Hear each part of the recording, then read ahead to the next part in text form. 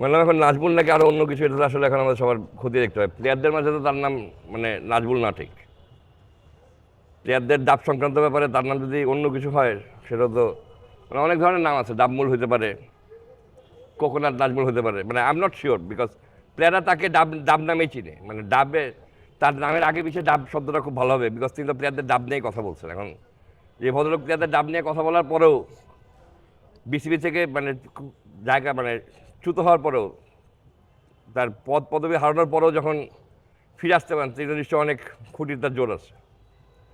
তো নিশ্চয়ই তিনি তার কথা বলছেন যখন তখন মানে এখন তো তিনি বিভিন্ন দিকে কথা বলছেন। Gold's Gym across 30 plus countries. With over 700 plus locations worldwide. Train anywhere, belong everywhere. আপনার বিভিন্ন কমিটি নিয়ে কথা বলছেন, ডাব নিয়ে যদি কথা বলে থাকেন তাহলে তো নিশ্চয়ই তার সাহস যথেষ্ট। তিনি তো ক্রিকেট অপারেশন ফাইন স্যারকে নিয়ে কথা বলছেন, কারণ ডাব তো ফাইন স্যারের ব্যাপার। এরপর তিনি কথা বলছেন আম্পায়ার্সের $2,000 নিয়ে, 2,500 $2,000। এখন উনি হয়তো জানেন না যে আইসিসি আসলে এখন একটা আইসিসি এলিট লেভেল আম্পায়ার কত টাকা পায়। এখন যার club second division third division হবে তার তো আসলে আইসিসি এলিট লেভেল আম্পায়ারের রেটটাও জানার কথা না।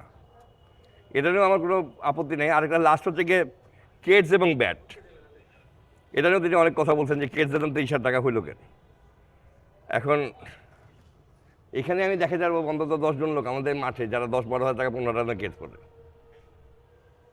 যারা খেলেও না কিছু করেও না। একটা ভালো প্লেয়ারদের ভালো কেস কেন পড়বে? ভালো কেস পড়বে কারণ ভালো যেন ইঞ্জুরি থেকে প্রিভেনশন দেয়, মানে পেস বলাররা ভালো কেস পড়ে। ভালো ব্যাট দিয়ে খেলে যেন ব্যাটটা মানে বল ভালো ব্যাট দিয়ে খেলা শেখা মানে কি? এখন তো রাস্তা তো মানে 5-6 হাজার 10,000 টাকা নয় ব্যাটও পাওয়া যায় না এখন। এখন তো একটা লিগের যে কোনো লিগের ভালো মোটামুটি ব্যাটে তো 30-40 হাজার টাকা। এখন উনি যে লিগ খেলেন উনি যে লিগের ইয়ের থেকে আসছেন ওখানে কিন্তু 30-40 হাজার টাকায় রেট। ট্যালেন্ট হান্ট যে লিগটা খেলে সেখানকার বেস্ট প্লেয়ার 30-40 হাজার টাকাতে ব্যাট দিয়ে খেলবে, এবং উনি মনে হয় আশা করতেছেন যে বাংলাদেশের সব প্লেয়ারই ট্যালেন্ট হান্টের এবং তারা ওই 30-40 হাজার রেঞ্জেই খেলবেন। তো তার জন্য 50-60 হাজার টাকা ব্যাটের রেঞ্জটা অনেক ভালো। ইন্ডিয়ান এখনকার প্লেয়াররা যে ব্যাট দিয়ে খেলছে আন্ডার 19 তাদের দাম হলো 2 লাখ টাকা, 2 লাখ 2.5 লাখ। যেই লোকের ব্যাটের, এবং আমি বিশ্বাস করি যে এই কথাগুলো তিনি মানে না জেনে বলতেছেন না, কারণ তার নিজের পায়ে তো এসিক্স জুতা থাকে। তো তিনি জানেন না একটা জুতার দাম কত। আচ্ছা, মূলত বিসিবি তো আসলে ক্রিকেটারদের জন্য একটা কমিটি, তো যেখানে আসলে ক্রিকেটার থেকে শুরু করে ডিরেক্টররা এখন এই এম নাজমুলের বিরুদ্ধে আর কি, তো সেখানে বুলবুল ভাই আসলে কোন দিকে যাবে আসলে? কারণ বুলবুল ভাই তো আসলে ক্রিকেটারদেরকে নিয়ে কাজ করে, তাই কিন্তু না, ক্রিকেটারদের জন্যই তো তিনি আসলে, কারণ তিনি তো ক্রিকেটকে আসলে পুরো জেলায় ছড়িয়ে দেওয়ার লক্ষ্য নিয়ে আসলে আসছেন। তো যেহেতু এখন কিন্তু বুলবুল মানে এম নাজমুল ইসলাম যেভাবে কাজ করছেন আসলে, তারা এটা কি আসলে ক্রিকেটের বোর্ডের একজন ডিরেক্টর হিসেবে এটা কতটা আসলে যথাযোগ্য মনে হয় আপনার, বা তার বিরুদ্ধে আসলে কি স্টেপ? ভাই আমি বুলবুল ভাই কাকে নিয়ে কাজ করে এটা বলতে পারবো না, কারণ তার কাজ ক্রিকেটারদের নিয়ে করতেছেন কিনা এটা নিয়ে আমার যথেষ্ট সন্দেহ আছে। তিনি নিজেকে নিয়ে কাজ করেন এটা নিয়ে কোনো সন্দেহ নাই, কিংবা নিজের বলার লোকদের নিয়ে কাজ করেন এটা নিয়ে কোনো সন্দেহ নেই, কিন্তু ক্রিকেটারদের নিয়ে তিনি কাজ করেন। হ্যাঁ, ক্রিকেটারদের নিয়ে কাজ করেন তিনি। ওই যে আমাদের রুমটা আছে না, ওই যে এখানে এই যে যেখানে আমরা ডাইনিং করি ওখানে তিনি কিছু সেমিনার করেন ক্রিকেটার নিয়ে। ওগুলো এখন সেমিনার, লেকচার, পাওয়ার পয়েন্ট এগুলো থাকে না।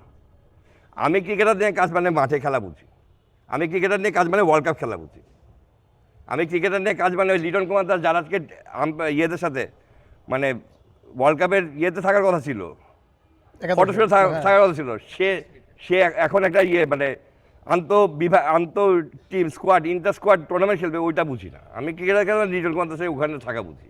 আর বুলবাই তো আপনি বললেন ক্রিকেটার নিয়ে কাজ করেন, আপনার থেকে জানলাম যে বললে ক্রিকেটার নিয়ে কাজ করেন, আমি জানতাম না। আর সব মিলিয়ে আসলে কি বলবেন যে ডিরেক্টররা যেভাবে এম নাজমুলের বিরুদ্ধে গেছে এবং কি ক্রিকেটাররাও, তো বুলবুল ভাই আসলে এখন কি সিদ্ধান্ত নেবে তাকে নিয়ে আসলে? এটা তো বুলবাই সিদ্ধান্ত নিতে হবে, সে এতগুলো ডিরেক্টরের বিরুদ্ধে যাবেন নাকি নাজমুলের পক্ষে থাকবেন, এটা আপনার আমার সিদ্ধান্ত নেন না।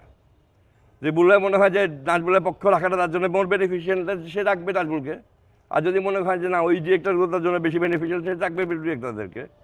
তবে যেটাই করবে এখন আস্তে আস্তে কিন্তু বুলবাই হচ্ছে মানে কমে যাচ্ছে, মানে নাজমুলের প্রতি তার সহানুভূতির মাত্রা কমতেছে, বিকজ তাকে কিন্তু আমি জেনে বলতেছি প্রচুর ডিরেক্টর সামনাসামনি বলছে যে how can this be tolerated, মানে on what basis, and it is not about one single মানে committee, different committee members have already মানে স্পোকেন উইথ হিম যে উনি এইভাবে কীভাবে কথা বলেন। আতিফ ভাই, এম নাজমুল ইসলাম আসলে ক্রিকেটারদের সাথেও তার ঝামেলা বোর্ড ডিরেক্টরের সাথে তার ঝামেলা, মানে উনি আসলে কাজটা করবেন কার সাথে?